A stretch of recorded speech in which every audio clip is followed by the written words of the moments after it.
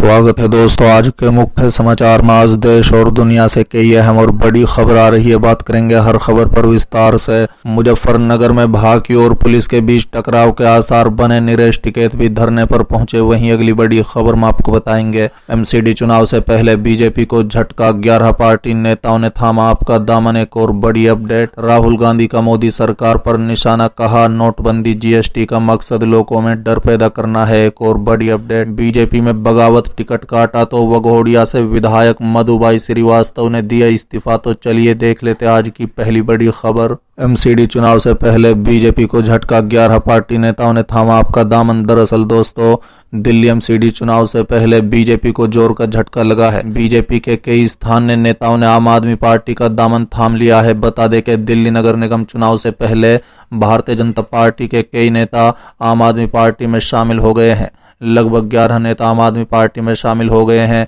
वहीं आम आदमी पार्टी के नेता दुर्गेश पाठक ने कहा है कि रोहिणी के वार्ड नंबर 53 से बीजेपी के 11 नेता आम आदमी पार्टी में शामिल हो गए हैं।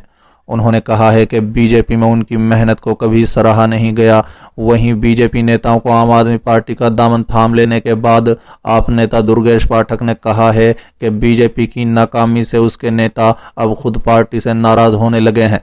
उन्होंने कहा है कि जिन नेताओं ने बीजेपी छोड़ा वो काफ़ी समय से इलाके में कचरा प्रबंधन को लेकर आवाज़ उठा रहे थे, लेकिन अधिकारियों ने उनकी हमेशा उपेक्षा की।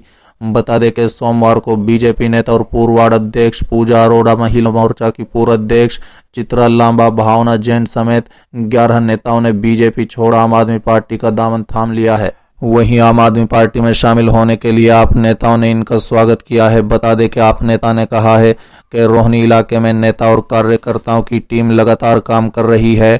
आप नेता दुर्गेश पाठक ने कहा है कि उन्हें खुशी है कि बीजेपी छोड़कर उन्होंने आम आदमी पार्टी का दामन थामा है। दुर्गेश पाठक ने कहा है कि हर नेता चाहता है कि उसे टिकट मिले, लेकिन पार्टी उनमें से 250 को ही मौका दे पाएगी। गौरतलब है कि दिल्ली नगर निकाय चुनाव 4 दिसंबर को हो रहे हैं। दिल्ली के 250 वार्डों के लिए हो रहे नगर निगम चुनाव के लिए वोटों की गिनती 7 दिसंबर को होगी। बीते करीब 15 सालों से बीजेपी एमसीडी पर जीत हासिल कर रही है।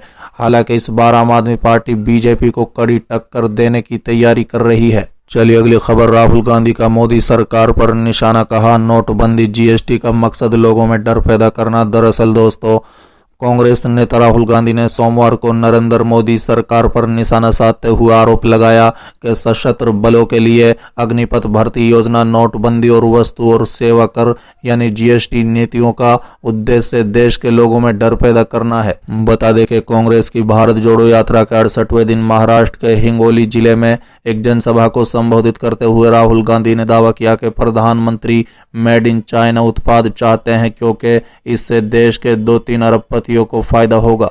कांग्रेस नेता ने आरोप लगाया कि नरेंद्र मोदी जी क्या कर रहे हैं। भाजपा भय, हिंसा और नफरत फैलाने की कोशिश कर रहे हैं। चाहे नोटबंदी हो, अग्निवीर, जीएसटी, उनकी सभी नीतियां लोगों में भय पैदा करने वाली रही है। जो डर जाता है उसको दिल में नफरत होती है, जो समाज के विभाजन की ओर ले जाता है और फिर कहते हैं कि वो देशभक्त हैं।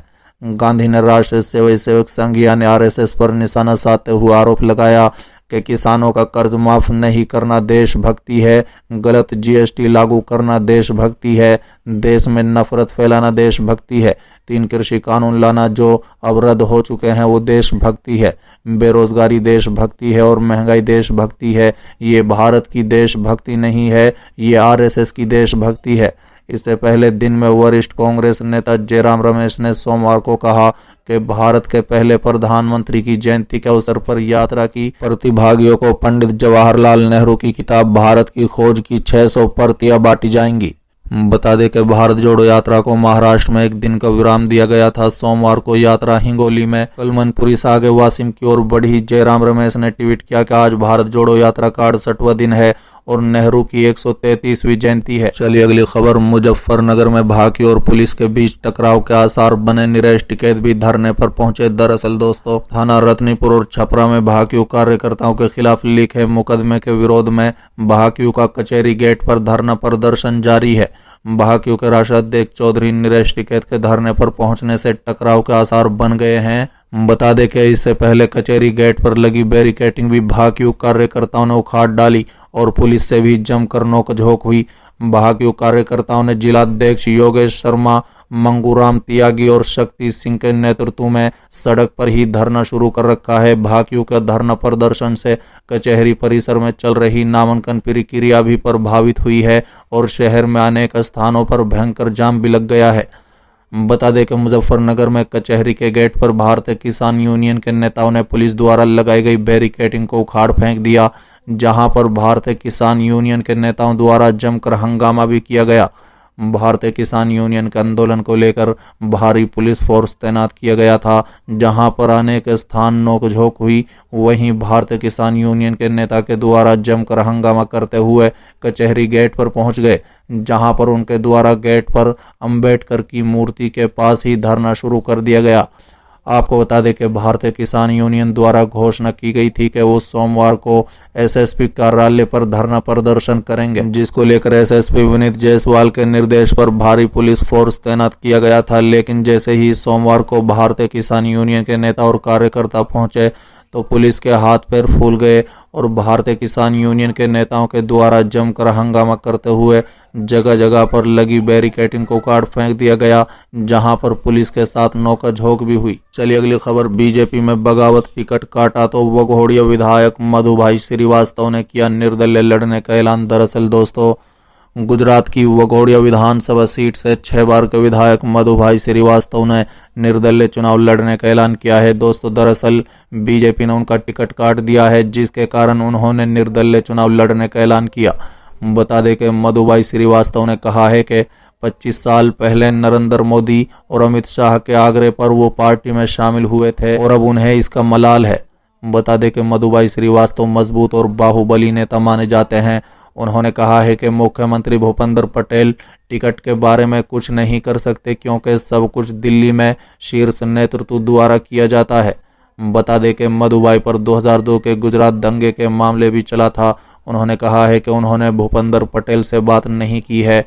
उन्होंने कहा है कि मैं ऐसा क्यों करूंगा, मेरा पीएम मोदी और अमित शाह से सीधा संबंध है, लेकिन टिकट नहीं मिलने के बाद भी उन्होंने मुझसे बात नहीं की।